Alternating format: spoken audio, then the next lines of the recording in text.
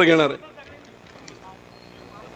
मी आपल्याशी बोलत असताना सांगत होतो की 2021 मध्ये उठाव झाला आणि तुमच्या आमच्या सारख्यातल्या सर्वसामान्य घरातला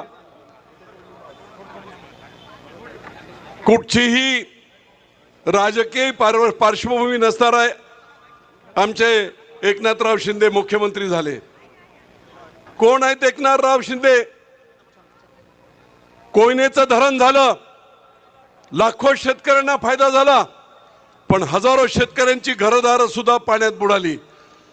असं एक कोयनेच्या धरणातल्या पाण्यात बुडालेलं एक कुटुंब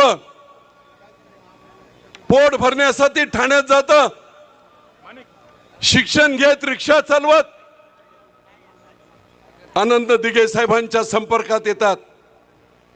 सर्वसामान्य शाखा प्रमुख, नगरसेवक, मंत्री आणि आज राज्याचे लाडके मुख्यमंत्री गेल्या 70 वर्षात झालं नाही ते काम आमच्या लाडक्या मुख्यमंत्र्यांनी एकनाथराव शिंदेंनी केलंय।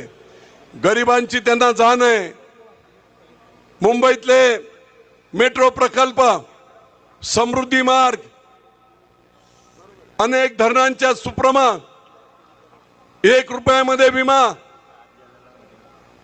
लाडक्या बहिणींना पूर्ण महाराष्ट्रातले आधार, अशी अनेक कामं करत त्यांनी एक स्वतंत्र असा स्वतःचा ठसा उमटवला। आज आम्ही विनंती करण्यास आलो इथे की मुख्यमंत्री एकनाथराव शिंदे यांचे हात बळकट करण्यासाठी पुरंदरचा हा विजय शिवतारे त्यांचा शिलेदार 20 तारखेला धनुष्यबाणाच्या चिन्हासमोरील बटन दाबून त्यांच्या बरोबर विधानसभेत पाठवा, ही अर्जवानी विनंती करण्यासाठी आज इथे आलोय। शब्दाला जागणारा नेता, याच पालखी तळावर साहेबांनी शब्द दिला होता, संवाद सभेच्या दरम्यान गुंजवणीचं अडकलेलं काम मी पूर्ववत सुरू करणार, फुरसुंगी देवाची उरळी नगरपालिका करणार, हवेलीतील टॅक्स कमी करणार, पुरंदर उपसाच्या पंपाच्या दुरुस्तीसाठी 56 लाख देणार, पुरंदर उपसाचं 19% बिल महाविकास आघाडीने, विद्युत बिल 2 रुपये 70 पैसे केले होते ते पुन्हा 1 रुपया 60 पैसे करणार, गुंजून देवाचिवळ्याने फुरसुंगीच्या पाणी पुरवठ्याच्या योजनेसाठी 25 कोटी देणार। दिलेला शब्द या पवित्र पालखी तळावरचा संपूर्ण शब्द न शब्द साहेबांनी पूर्ण केला आणि म्हणून हा शब्द पूर्ण करणार, शब्दाला जागणारा माणूस, दिलेले प्रत्येक शब्द पाळणारा माणूस, याची महाराष्ट्राची संपत्ती आहे। ही संपत्ती जपली पाहिजे। हा माणूस, त्याला पूर्ण हात ताकद दिली पाहिजे। महाराष्ट्राला एका वेगळ्या दिशेने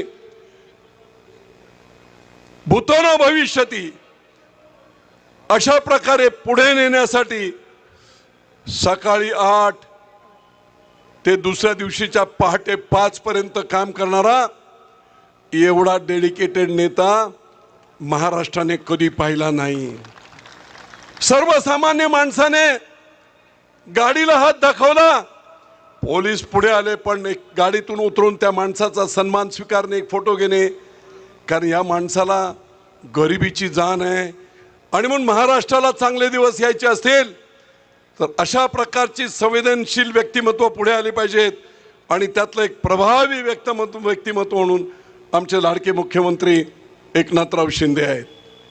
अनेक संकट आली, परंतु सगळ्या संकटांवर मात करत, कधी कोण बोलत होतं, भविष्य करत होतं 2 महिन्यात सरकार जाणार, 4 महिन्यात जाणार, काही नाही, 2.5 वर्ष सक्षमपणे सरकार चालवून मला खात्री आहे पुढचे मुख्यमंत्री देखील आमचे एकनाथराव शिंदेच होणार।